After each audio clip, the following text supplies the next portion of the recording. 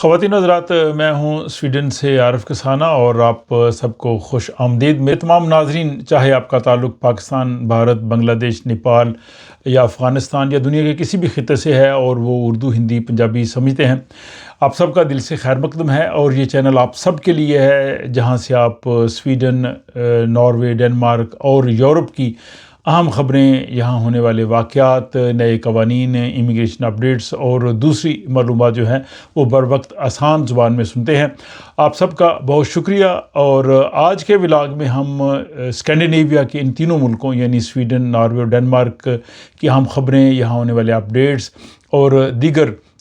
جو معلومات ہیں وہ آپ کی خدمت میں پیش کی جائیں گی۔ اور سب سے پہلی خبر یہ کہ یورپی یونین نے AI کے حوالے سے قوانین جو ہے وہ نافذ کر دیے ہیں، اور یعنی مصنوعی ذہانت کے حوالے سے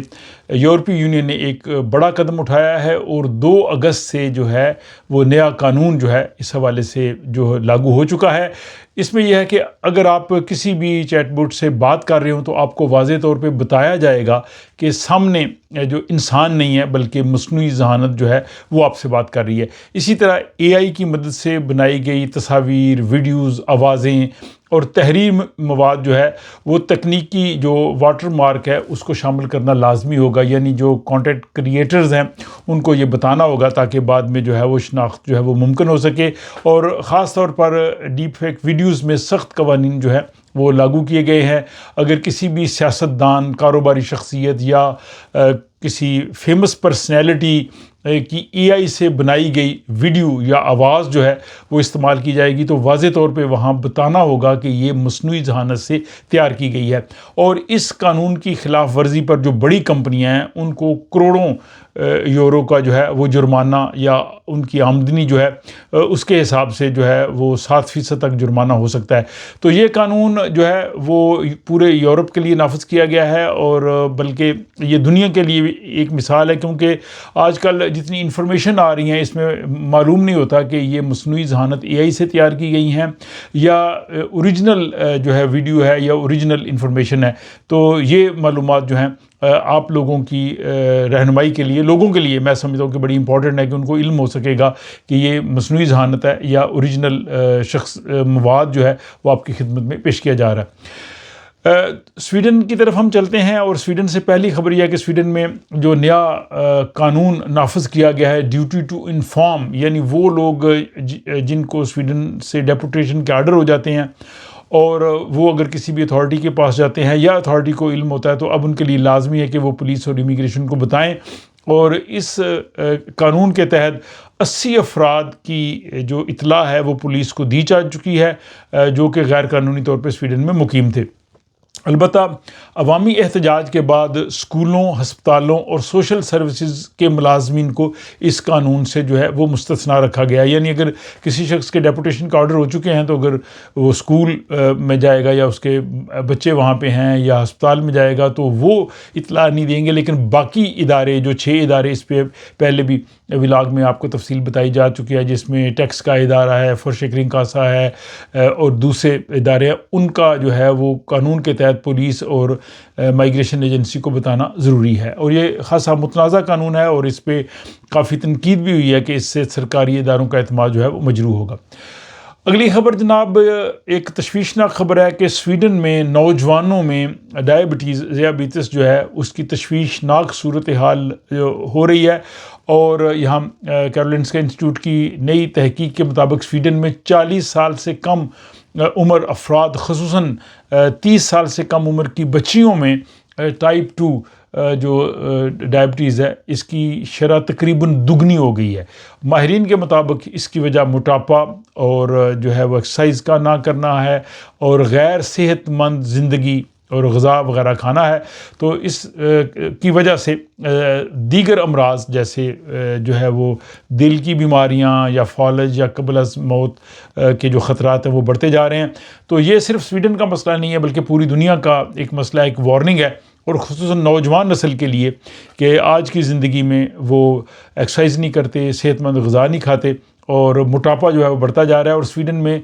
جو بچے ہیں ان کے لیے موٹاپے کی جو ادویات و انجیکشن دیے جا رہے ہیں اس کے لیے حکومت کی جانب سے سبسڈی بھی دی جا رہی ہے، تو اگر کوئی استعمال کر رہا ہے تو وہ یہاں فورشکرنگ کاسے سے رابطہ کر سکتا ہے اپنے ڈاکٹر سے سرٹیفکیٹ لینے کے بعد۔ اگلی جناب خبر یہ ہے کہ سویڈن میں جو سخت سزاؤں کا قانون آ رہا ہے، ابھی اگست میں اس حوالے سے قانون سازی ہونی ہے، لیکن سویڈن کی جو اپوزیشن جماعتیں ہیں انہوں نے حکومت کے ساتھ تعاون نہ کرنے کا فیصلہ کیا۔ انہوں نے کہا جی کہ اگر کوئی شخص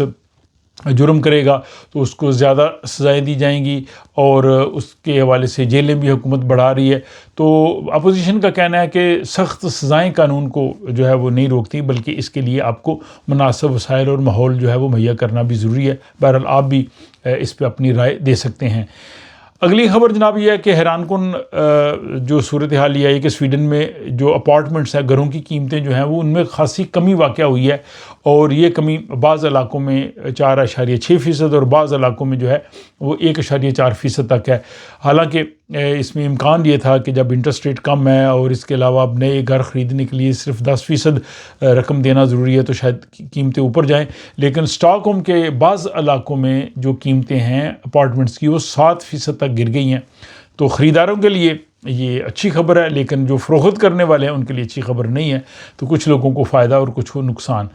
اس کے بعد جناب سویڈن کے جو ساحلی علاقے ہیں، آج کل گرمیاں لوگ سوئمنگ کے لیے بھی جاتے ہیں، تو وہاں پہ ایک خطرناک بیکٹیریا تیزی سے پھیل رہا ہے،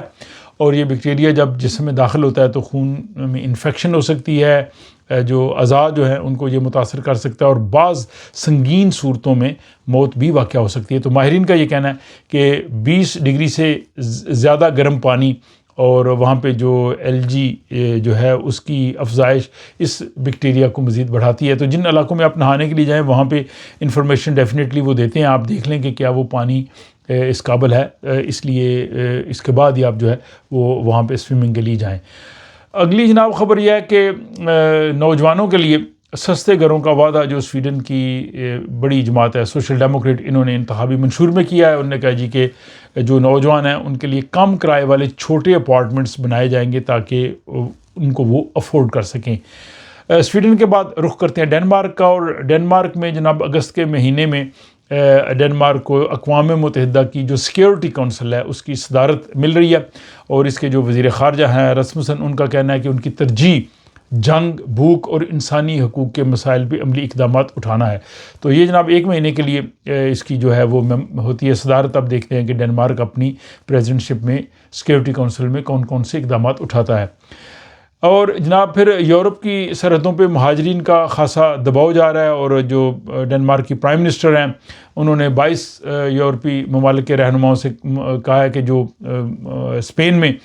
جو سیوٹا میں مہاجرین کا بحران تھا اس کے حوالے سے کارروائی کی جائے۔ آپ جانتے ہیں کہ تقریباً 60,000 کے قریب افراد نے جو ہے وہ فینسز عبور کر کے وہ اسپین کے اس علاقے میں داخل ہو گئے تھے، لیکن اس میں سے اب جو ہے وہ تقریباً لوگ واپس چلے گئے ہیں، اور آنے جانے میں تقریباً 78 کے قریب افراد جو ہے وہ پانی میں ڈوب کے کہتے ہیں جی ہلاک ہوئے ہیں یا باقی حادثات میں۔ لیکن اس میں بڑی انٹرسٹنگ چیز یہ ہے کہ اسپین کی سیکورٹی فورسز نے گولی نہیں چلائی، اور ایک شخص بھی سیکورٹی فورسز کی گولی کی وجہ سے ہلاک نہیں ہوا۔ اگر کوئی اور ملک ہوتا اور اتنے لوگ وہاں پہ داخل ہوتے تو یقیناً وہاں پہ سیکورٹی فورسز جو ہے وہ زیادہ طاقت کا استعمال کرتی۔ تو اسپین نے بڑی دانش مندی سے میں سمجھتا ہوں کہ اس مسئلے کو جو ہے وہ حل کیا ہے۔ اس کے بعد ڈنمارک کی جناب خبر یہ کہ 2027 سے وہاں پہ جو گرین موبلٹی کمپنی ہے، جو چینی کمپنی ہے وی رائڈ کے نام سے، وہاں پہ انہوں نے یہ سروس شروع کیا۔ انہوں نے کہا جی کہ ہم بغیر ڈرائیور کے چلنے والی گاڑیاں متعارف کرائیں گے، تو یہ بڑی ہی انٹرسٹنگ صورتحال ہو جائے گی۔ ڈنمارک سے جناب آپ چلتے ہیں ناروے میں، اور ناروے میں وہاں پہ جو ہے وہ ایک فٹ بال میچ تھا ویکنگ اور ای کے اسٹارٹ کے درمیان، اور شائقین کے درمیان جھگڑے کی وجہ سے پولیس کو آنسو گیس استعمال کرنا پڑی، اور پولیس نے اس کا دفاع ایسے کیا کہ اگر وہ یہ نہ کرتے تو تصادم جو ہے وہ بہت بڑا ہوتا اور وہ تصادم کو نہ روک سکتے۔ پھر جناب آپ جانتے ہیں کہ پچھلے ہفتے سویڈن کے پانیوں میں ایک ناروے کے جو ایک مال بردار جہاز ہے اس سے کشتی ایک ٹکرا گئی، جس میں ایک ماں اور بچہ کی جو ہے وہ ڈیتھ ہو گئی۔ تو اس کے بعد وہ جو کپتان ہے وہ نارویجن مال بردار جہاز کا، اس کو جو ہے وہ گرفتار کیا گیا ہے۔ اس نے اس پہ جو ہے وہ افسوس کا اظہار کیا ہے کہ جس میں ماں اور ایک بچے کی جو ہے وہ جان گئی ہے، لیکن کپتان نے جو ہے اس پہ ذمہ داری لینے سے انکار کیا ہے۔ یہ جب میں نے خبر پچھلے ہفتے دی تو میرے ایک ناظرین میں سے کسی نے کہا جی کہ آپ نے ماں اور بچہ کہا ہے، حالانکہ ماں اور بچی جو ہے اس کی ڈیتھ ہوئی ہے۔ تو اردو قواعد کی روح سے بچہ جو ہے وہ مؤنث اور مذکر دونوں کے لیے استعمال ہو سکتا ہے، جیسے ہم کہتے ہیں زچہ بچہ، ہم کہتے ہیں ماں اور بچہ کہتے ہیں۔ تو بچہ میں تذکیر و تانیث اس طرح سے واضح نہیں بھی ہوتی۔ یہ بچہ جو ہے وہ بیٹے کے لیے بھی ہو سکتا ہے، اور بچہ جو ہے وہ دونوں اجناس کے لیے جو ہے وہ استعمال کیا جا سکتا ہے، اس لیے یہ قواعد کی روح سے غلط نہیں ہے۔ اس کے بعد جناب ناروے کی خبر یہ کہ ناروے میں تعلیمی سال جو شروع ہو رہا ہے اس میں ریکارڈ 18,000 طلبہ کو جو ہے وہ رہائش فراہم کی گئی ہے، لیکن اب بھی 17,000 طلبہ جو ہے وہ اس انتظار میں ہیں، اور یہ گزشتہ سالوں کے حوالے سے خاصی اچھی جو ہے وہ پیش رفت ہے۔ تو یہ جناب آج جو میں نے آپ کی خدمت میں سویڈن، ناروے، ڈنمارک کی خبریں اپڈیٹس پیش کیے ہیں، اس حوالے سے آپ اپنی رائے کا اظہار ضرور کیجیے۔ اگر آپ کو یہ سلسلہ پسند آ رہا ہے تو اپنے دوست احباب کے ساتھ ان خبروں کو شیئر کر سکتے ہیں، اور اس چینل کے ساتھ آپ جو ہے وہ منسلک رہیں، اپنی رائے کا اظہار کرتے رہیں، سپورٹ کرتے رہیں، تاکہ بر وقت مستند معلومات آپ کی خدمت میں پیش کرتا رہوں۔ مجھے اگلے ولاگ تک کے لیے اجازت دیجیے، آپ سے ملاقات ہوگی نیکسٹ ولاگ میں۔